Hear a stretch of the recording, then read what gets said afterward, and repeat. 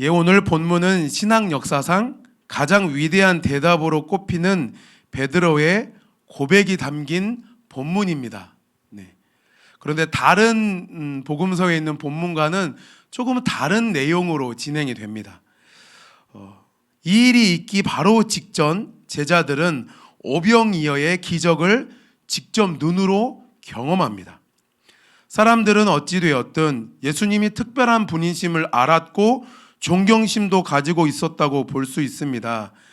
그러니까 사람들은 예수님이 오병이어의 기적을 했던 아니했던 익히 소문을 들어서 예수님에 대해서는 어떤 분인지 익히 알고 있었다는 거죠. 하시는 말씀과 이적을 볼 때 평범한 사람이 아닌 것은 알았지만 그들의 이해는 완전하지 못했습니다. 한쪽으로 치우쳐 있었다는 거죠. 이적을 베푸시는 하나님, 기적을 베푸시는 예수님으로만 알고 있었다는 겁니다. 사실 그들은 예수님을 완전히 오해하고 있었습니다. 오병이어의 기적 후 사람들은 예수님을 향해서 요한복음 6장 14절에 보니까 오병이어의 기적 후 사람들이 예수님을 이렇게 이야기합니다. 이는 참으로 세상에 오실 그 선지자라. 그러면서 그들은 예수님을 왕으로 삼으려고 했습니다. 그들이 마침내 예수님이 어떤 분이신지 제대로 알고 받아들였던 걸까요? 아닙니다. 그들의 생각에서는 예수님이 요한이든 엘리야든 다른 선지자든 크게 중요하지 않았습니다. 왜냐, 그들이 원했던 것은 자신의 육체적인 자신의 필요를 만족해 줄 사람이었던 거죠. 다시 말해서 로마를 전복시키고 로마를 엎은 다음에 하나님이 원하시는 자기들만의 새로운 나라를 세울 왕이 필요했던 겁니다. 사람들이 예수님께 기대했던 것은 그저 좋은 이야기와 또 자신들의 필요를 채우는 것뿐이었습니다. 그들에게 있어 예수님은 딱 그런 분이었습니다. 그런데 예수님이 정말 그런 분이셨을까요? 그래서 예수님이 제자들에게 이렇게 물으시는 겁니다. 무리가 나를 누구라 하느냐? 이 질문의 배경은 7절로 거슬러 올라가서 살펴볼 수가 있습니다. 7절에서 헤롯 왕은 제자들의 활약상을 전해 듣고 적지 않아 좀 당황을 했습니다. 헤롯 대왕은 예수라는 사람의 사역도 놀랐지만 그의 제자들이 온 이스라엘을 두루 다니며 행한 일을 보고받으면서 그는 예수라는 사람이 도대체 어떤 사람이길래 그의 제자들까지 이런 일을 하는지 그 예수라는 사람이 알고 싶었습니다. 그래서 사람들이 하는 말을 여기저기 모아서 수집해 보니까 자신이 죽인 침례 요한이 죽었다가 다시 살아났다고 이야기하는 사람들이 있는가 하면 구약의 인물인 엘리야가 다시 났다고 하는 사람들도 있는 것을 알게 되었습니다. 그래서 제자들은 주님께 이러한 당시의 분위기를 전해드린 겁니다. 요한과 엘리야는 세상 권력이 감히 어찌할 수 없었던 하나님의 사람들이었습니다. 제자들은 주님께 사람들의 입에서 오르내리는 그러한 말을 전해드리면서 어쩌면 마치 자신들 역시 예수님과 같은 그러한 인물이 된 것처럼 우쭐해 보였는지도 모릅니다. 그러자 주님이 그 마음을 꿰뚫어 보셨는지 제자들에게 이렇게 묻습니다. 그러면 너희는 나를 누구라고 하느냐? 기다렸다는 듯이 베드로가 이렇게 대답합니다. 하나님의 그리스도십니다.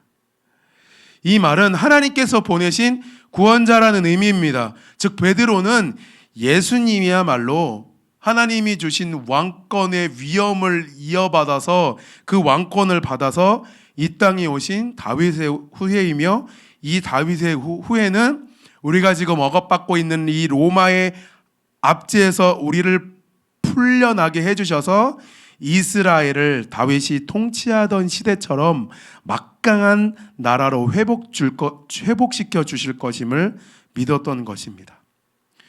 이러한 베드로의 고백은 대단한 것 같아 보였지만 실상 다른 제자들의 생각과 별반 다르지 않았을 겁니다. 예수님은 그리스도십니다. 하나님께서 세우시고 그 백성 가운데로 보내신 유일한 그리스도이신 겁니다.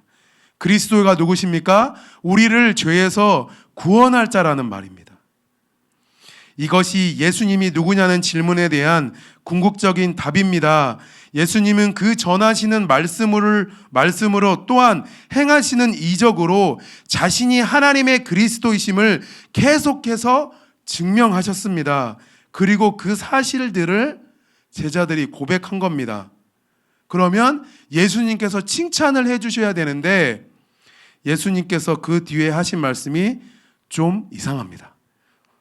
경고하사 이 말을 아무에게도 이르지 말라 명하시고, 그렇게 중요한 사실에 대한 정답을 이야기했으면 모두에게 봐라, 베드로가 이렇게 대답을 잘했다, 너네도 이런 대답을 하고 이렇게 나를 믿어야 된다라고 칭찬해 주셨을 텐데, 그리고 또 하루빨리 더 사람들에게 이 사실을 알려야 했을 텐데 왜 예수님은 경고하시면서까지 아무에게도 알리지 말라고 하셨을까요?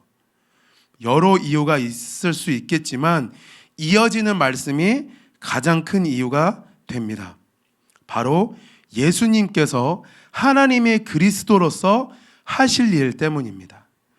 예수님은 하나님의 그리스도로서 해야 할 일을 말씀하시는데 이는 제자들뿐만 아니라 그 당시에 예수님을 알았던 일반적인 사람들이 기대하는 것과는 전혀 다른 이야기를 하십니다. 메시아를 기다리던 사람들이 메시아에게 기대했던 것은 하나님의 기름 부은 왕으로서 이 땅에 하나님의 나라를 건설하는 것이었습니다. 그런데 당연히 그 백성은 누가 되어야 될까요? 이스라엘 백성이죠. 하나님께 선택받은 자기 백성인 이스라엘, 그리고 로마를 비롯한 이방인은 그들의 통치 아래 놓였어야만 합니다. 이것이 그들이 기대하던 메시아의 모습이었습니다. 하나님의 나라, 그 하나님의 나라라고 하는 것은 로마 사람들을 지배하는 왕국이었던 것이죠. 주님은 그러한 베드로의 고백을 아무에게도 말하지 말라고 명령하셨습니다. 아니, 오히려 주님은 그리스도를 그런 식으로 이해하는 자들에게 이렇게 말씀하셨습니다. 아무든지 나를 따라오려거든 자기를 부인하고 날마다 제 십자가를 지고 나를 따를 것이니라. 제자들은 자신들에게 놀라운 능력과 권위를 부어주셨을 뿐 아니라 오병이어의 기적을 통해 경제적인 문제의 해결책까지 완벽하게 제시하신 예수님이야말로 주님은 구원자로서의 자신을 더 예수님이야말로 자신들의 생애를 걸 만큼 가치가 있는 분임을 확신했습니다. 자신의 필요를 채울 분이 예수님이 확실하다는 거죠. 영적인 것을 사모하기보다는 자기의 필요를 위해 예수님이 필요했던 겁니다. 그러나 주님은 구원자로서의 자신을 더 부각시키시기보다 자신을 따르는 길이 어떠한 길이어야 하며 어떤 자세를 지녀야 하는지에 대해 오히려 말씀하고 계시는 겁니다.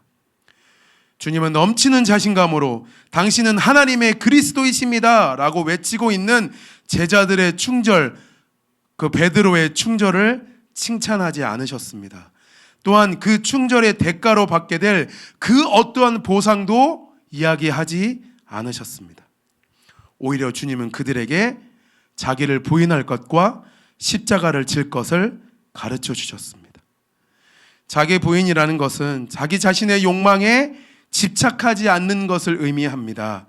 베드로와 제자들이 그리스도로 고백하며 따랐지만 여전히 그들 안에 자신들의 세상적 야망과 욕망과 욕심이 꿈틀거리는 한 그 고백과 충절은 반쪽짜리에 불과했습니다. 우리가 주님을 믿고 따르지만 여전히 우리의 내면의 그 욕심과 세상의 그 욕망을 부인하지 않는다면 우리는 제자들과 마찬가지로 믿음 충만과 믿음 없는 그 양극단을 오가기 일수입니다. 주님은 제자들에게 흔들리지 않는 믿음의 중심이 어디 있어야 하는가를 오늘 제자들에게 바로 가르쳐 주고 계십니다. 흔들리지 않는 믿음의 중심은 신앙을 자기 욕망의 성취를 위한 발판으로 삼으려는 태도를 완전히 버리는 데 있습니다. 제자란 아포스톨로스라고 이야기합니다. 라틴어로 헬라어로 아포스톨로스라고 하죠.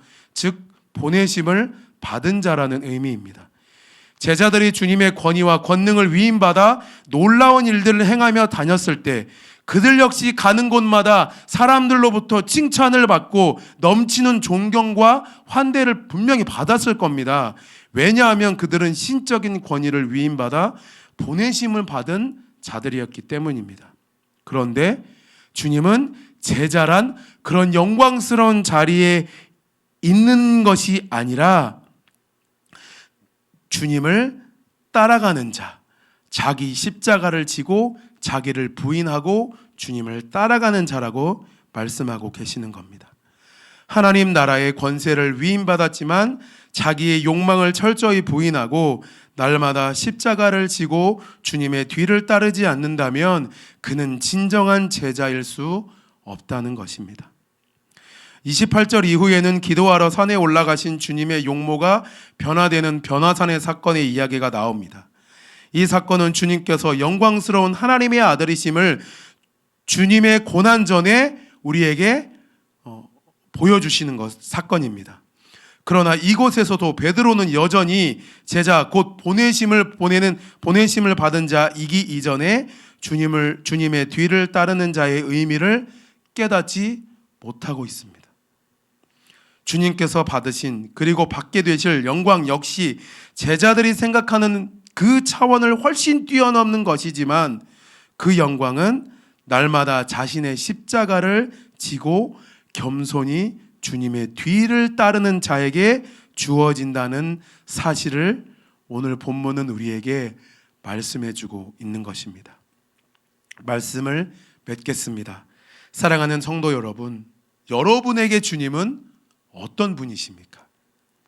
그리고 여러분은 어떤 모습으로 오늘을 살고 계시나요? 주님은 우리의 필요를 채우러 이 땅에 오시는 분이 아닙니다. 하지만 우리는 때때로 하나님을 구주라고 고백하면서도 우리의 필요를 충족시키는 분으로 오해하고 살아갈 때가 많습니다. 그리고 제자라 이야기하며 고난의 십자가는 뒤로 한 채 영광스러운 모습으로만 살아가려고 하는 반쪽짜리 모습으로는 살아가고 있지는 않는지, 오늘 하루도 주님을 그리스도로 모시고 그 주님의 뒤를 온전히 쫓아 사는 제자로서의 온전한 삶을 살아가시는 우리 모든 성도님들이 되시기를 주님의 이름으로 축원합니다. 기도하겠습니다. 하나님, 제자들은 예수님을 그토록 오랜 시간 따라다녔지만 예수님이 왜 이 땅에 오셨는지 알지 못하고 예수님을 따라다니면서조차도 그들이 하나님의 아들이심을 고백하면서조차도 그들 마음속에는 세상의 헛된 욕망들이 자리 잡고 있었습니다.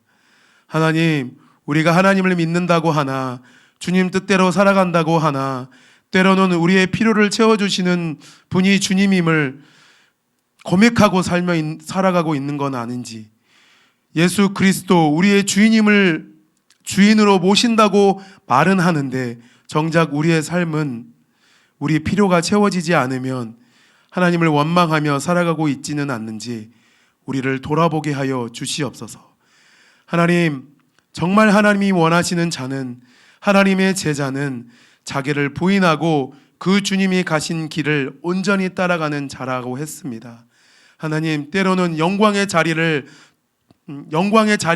우리 눈앞에 있을지라도 정말 그 영광의 자리보다 정말 주님의 자리를 더 기뻐하는 우리가 되게 하여 주시고, 그 영광스러운 자리보다 주님을 따라가는 그 삶을 더 기뻐하며 살아가는 우리가 되어질 수 있도록 주님 인도하여 주시옵소서. 그래서 주님 말씀하시는 것처럼 오늘 한 날도 우리 주님을 구주로 모시고 그 주님을 온전히 따라가는 제자로서의 삶을 살아가는 우리가 되게 하여 주시옵소서. 감사드리며 예수님의 이름으로 기도드리옵나이다. 아멘. 우리 들은 말씀 기억하면서 우리 각자의 기도 제목 가지고 우리 두 손을 번쩍 드시고 주님의 이름 한번 부르고 기도하시겠습니다. 주여!